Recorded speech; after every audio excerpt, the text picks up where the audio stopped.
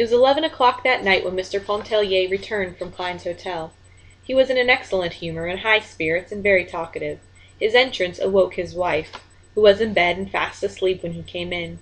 He talked to her while he undressed, telling her anecdotes and bits of news and gossip that he had gathered during the day. From his trousers pockets he took a fistful of crumpled bank-notes and a good deal of silver coin, which he piled on the bureau indiscriminately with keys, knife, handkerchief, and whatever else happened to be in his pockets. She was overcome with sleep, and answered him with little half-utterances.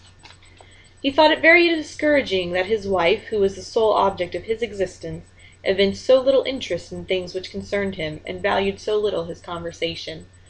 Mr. Pontellier had forgotten the bonbons and peanuts for the boys.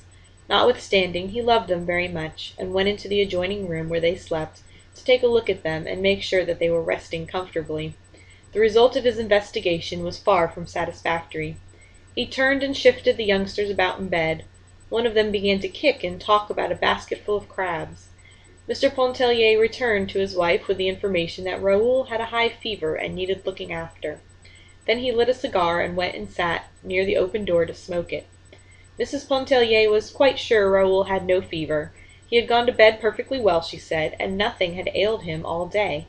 Mr. Pontellier was too well acquainted with fever symptoms to be mistaken.